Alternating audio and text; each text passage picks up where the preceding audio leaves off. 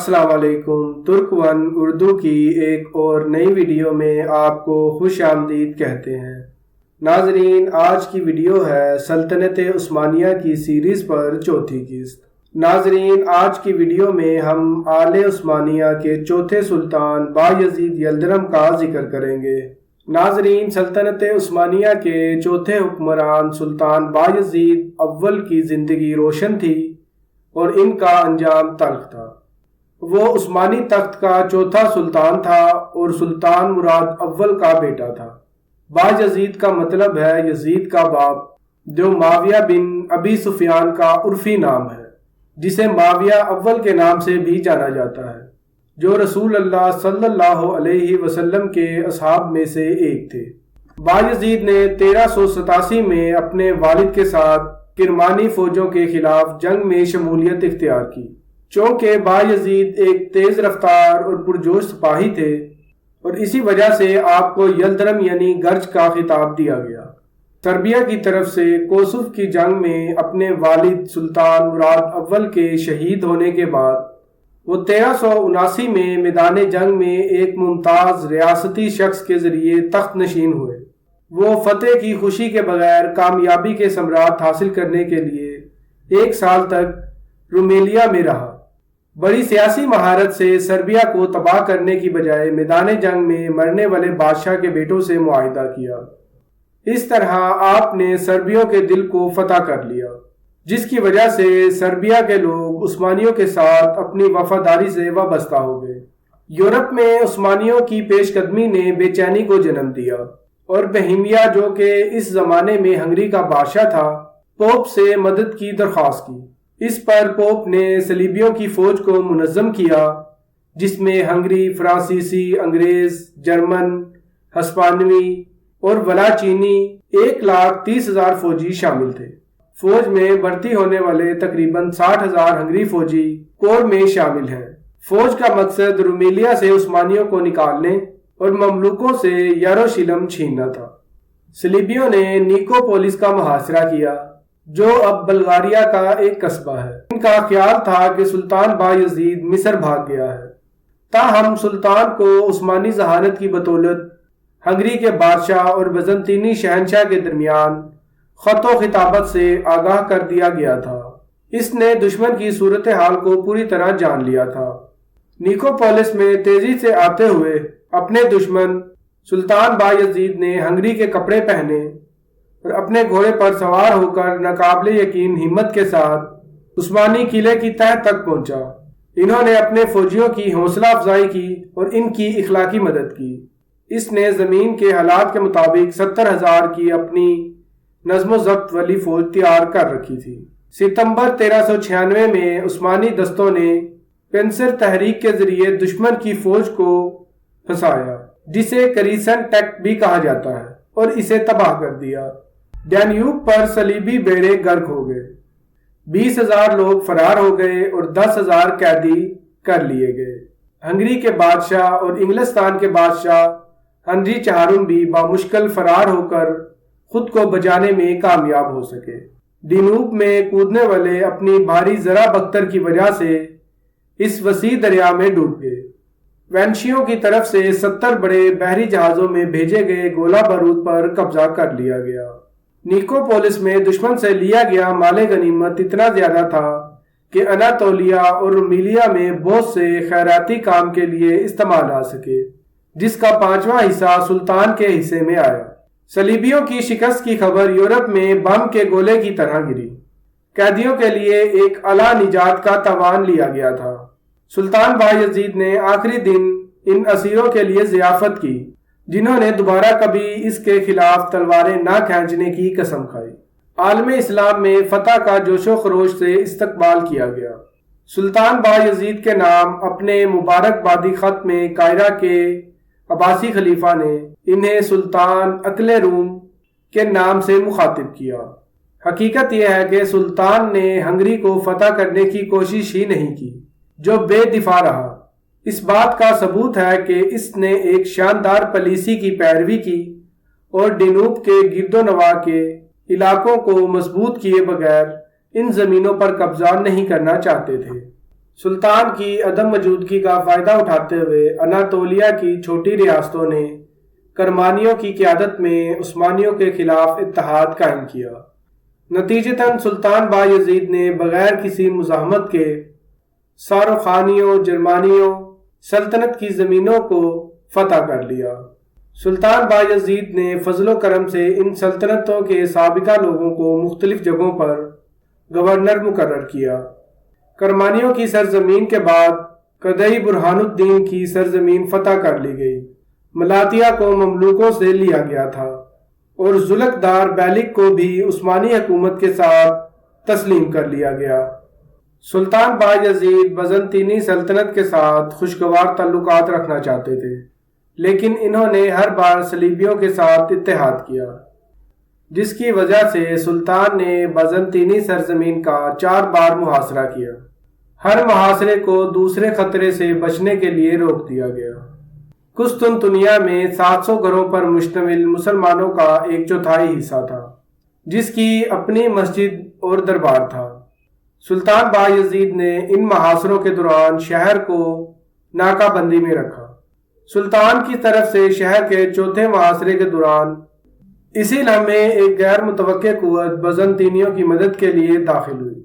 یہ منگول نژاد امیر تیمور تھا، جس نے چغتائی خان کے تخت پر قبضہ کیا اور چنگیز خان کی میراث کی پیروی کی۔ تیمور نے ترک ایران، عراق اور شام پر حملہ کیا۔ کیولونو ریاست کے حکمران کارا یوسف اور احمد جلیل نے اس دور میں فرار ہو کر سلطان بایزید اول کے پاس پناہ لی۔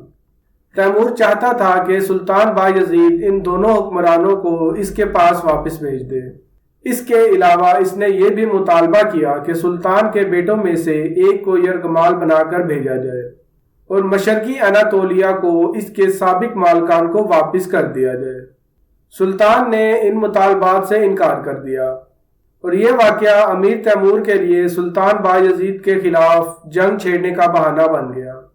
اس سے فائدہ اٹھاتے ہوئے سابق اناطولیہ کی چھوٹی ریاستوں نے خفیہ طور پر تیمور کے پاس پناہ لی اور اسے سلطان کے خلاف اکسایا۔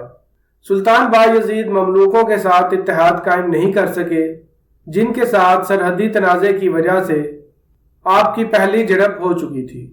مصر کے مملوک سلطان نے سلطان بایزید سے اپنی دوری برقرار رکھی، اس ڈر سے کہ اگر وہ فتح یاب ہوا تو اپنی سرزمینوں کو فتح کر لے گا۔ سلطان کا خیال تھا کہ تیمور ہندوستان اور چین کی فتح سے پریشان ہوگا اور دوبارہ اناطولیہ واپس نہیں آئے گا۔ تاہم تیمور واپس آیا اور 1400 میں اناطولیہ میں داخل ہوا اور اس نے سوچا کہ وہ بایزید کو سبق سکھا کر رہے گا۔ حقیقت یہ ہے کہ سلطان بایزید نے امیر تیمور کو ضروری اہمیت نہیں دی تھی۔ یہ ظاہر کرتا ہے کہ وہ اتنا ترقی یافتہ سیاستدان نہیں تھا جتنا کہ وہ ایک فوجی رہنما تھا۔ اگر وہ تیمور کے ساتھ معاہدہ کر لیتا تو وہ اس مصیبت سے بچ سکتا تھا، لیکن ان جیسے حکمران کے لیے جس نے اتحادی یورپی افواج کو شکست دی تھی، دوسرے کے تابع رہنا نفسیاتی طور پر بہت مشکل ہے۔ جنگی کونسل میں بعض لوگوں نے سلطان بایزید کو بتایا کہ دشمن بہت مضبوط ہے اور اسے میدان جنگ میں براہ راست سامنا کرنے کی بجائے گوریلا جنگ سے ختم کرنے کی سفارش کی گئی۔ دشمن کو جلد یا بددیر وہاں سے جانا پڑے گا، اور دوسری پیشکش یہ کی گئی کہ دشمن کو فوری طور پر تباہ کرنا ہوگا تاکہ ملک میں ہونے والی تباہی کو روکا جا سکے۔ سلطان نے یہ دوسرا خیال قبول کیا، قسطنطنیہ کا محاصرہ اٹھا لیا اور دشمن پر چڑھائی کر دی۔ امیر تیمور نے اپنے سپاہیوں کے ساتھ اپنے دشمن سلطان بایزید کو گھوم کر تھکا دیا۔ 28 جولائی 1402 کو انقرہ کے قریب چبوک کے میدان میں دونوں افواج کا آمنا سامنا ہوا۔ تھکے ہوئے اور پیاسے عثمانی سپاہی ایک ہی مذہب اور فرقے کے دشمنوں کے خلاف لڑتے رہے جو ایک ہی زبان بولتے تھے۔ اس کے باوجود عثمانی گھڑ سواروں نے پہلی ہی چال میں اچانک حملہ کر کے دشمن کو شکست دی۔ تیمور نے اپنے ریزرو دستے اور بختر بند ہاتھی آگے رکھے جن سے بم پھینکے گئے۔ عثمانی گھوڑے جنہوں نے پہلے کبھی ہاتھی نہیں دیکھے تھے چونک گئے۔ بس اسی وقت عثمانی فوج میں کرتتاروں نے رخ بدل لیا۔ یہ اناطولیہ میں الخانی قصبے سے تعلق رکھنے والے تاتاری تھے۔ جب پرانی اناطولیہ کی سلطنتوں کے سپاہیوں نے دوسری طرف اپنے بھائیوں کو دیکھا تو انہوں نے بھی تیمور کی فوج کا ساتھ دیا۔ یہ غداری سلطان بایزید کے لیے ایک آفت تھی۔ یہ پہلا موقع تھا جب اس کا سامنا کسی ایسے کمانڈر سے ہوا جو اس جیسا ہی ذہین تھا۔ سلطان کے وفد نے اسے پیچھے ہٹنے کی پیشکش کی۔ اگر دشمن پیروی نہ کرے تو اسے کامیابی سمجھا جائے گا، لیکن سلطان نے یہ پیشکش قبول نہیں کی۔ برا نتیجہ دیکھ کر شہزادے سلیمان اور شہزادے محمد اپنے سپاہیوں کو بچانے کے لیے اپنے والد کے مشورے سے پیچھے ہٹ گئے۔ سلطان کو بتایا گیا کہ یہ اس کے لیے فرار ہونے کا آخری موقع ہے، اور اس نے جواب دیا کہ وہ عزت کے ساتھ لڑنا اور مرنا پسند کرے گا۔ جنگ کے اختتام پر سلطان بایزید، جو ہاتھ میں کلہاڑی لے کر لڑکھڑاتے ہوئے زمین پر گر پڑا، پکڑ لیا گیا۔ امیر تیمور نے یورپ کے حکمرانوں کو خطوط بھیجے اور فخر سے کہا کہ اس نے اس شخص کو قید کر لیا ہے جس نے انہیں شکست دی تھی۔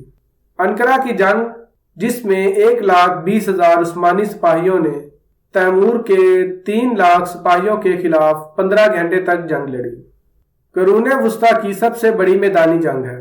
عثمانیوں کے نقصانات کے بارے میں ذرائع میں 15,000 سے 45,000 کے درمیان مختلف اعداد و شمار دیے گئے ہیں۔ تیمور، جس نے کسی جنگ میں 6,000 سے زیادہ سپاہی نہیں ہارے تھے، اس لڑائی میں 40,000 سے زیادہ ہارے تھے۔ اس جنگ نے قسطنطنیہ کی فتح میں 50 سال اور اناطولیہ کے اتحاد کی بحالی میں 100 سال کی تاخیر کی۔ امیر تیمور اسیر حکمران کا احترام کرتا تھا اور سلطان بایزید کو اناطولیہ میں جہاں بھی جاتا اپنے ساتھ لے جاتا۔ وہ سلطان کی بیٹیوں میں سے ایک کی شادی اپنے ایک پوتے سے کر دی اور اس کے ساتھ رشتہ داری قائم کرنا چاہتا تھا۔ دوسری طرف اس نے اناطولیہ کی چھوٹی ریاستوں کو سابقہ سلطانوں کو واپس کر دیا۔ امیر تیمور کی فوج جن شہروں سے گزرتی لوٹ مار کرتی، برسا اور ازنیک کو آگ لگا دی گئی۔ اصل تباہی جنگ ہارنا نہیں بلکہ سلطان کی اسیری تھی۔ اگر سلطان بایزید پیچھے ہٹ جاتا تو امیر تیمور کے لیے دریائے سکریا سے گزرنا مشکل ہو جاتا۔ تیمور کے پیچھے ہٹتے ہی سلطان بایزید نقصانات کی تلافی کر سکتے تھے اور چند سالوں میں انہیں بحال کر سکتے تھے۔ جانشینی شہزادے محمد نے اپنے والد کو بچانے کی کوشش کی، تاہم سلطان کے مقام کے نیچے سرنگ کھودنے والے افراد پکڑے گئے، جس سے امیر تیمور نے حفاظتی اقدامات میں اضافہ کر دیا۔ لیکن یہ افواہیں ہیں کہ اس نے سلطان کو پنجرے میں بند کر دیا تھا۔ سلطان بایزید 7 ماہ تک یہ حالت برداشت نہ کر سکے اور وہ غم سے بیمار ہو گئے، اور 3 مارچ 1403 کو اکشیر میں 42 سال کی عمر میں انتقال کر گئے۔ ان کی لاش کو برسا لایا گیا اور اس کے مقبرے میں اس مسجد کے ساتھ دفن کر دیا گیا جو ان کے نام سے منسوب تھی۔ افواہ یہ ہے کہ سلطان کو تیمور نے زہر دیا تھا، جبکہ ایک اور افواہ میں دعویٰ کیا گیا کہ سلطان بایزید نے اپنی انگوٹھی میں زہر پی کر خودکشی کی۔ دونوں مکمل من گھڑت کہانیاں ہیں۔ ناظرین، امید کرتا ہوں ہماری آج کی ویڈیو اور اس سیریز کی چوتھی ویڈیو آپ کو پسند آئی ہوگی۔ اپنی رائے سے کمنٹ سیکشن میں آگاہ کیجیے گا۔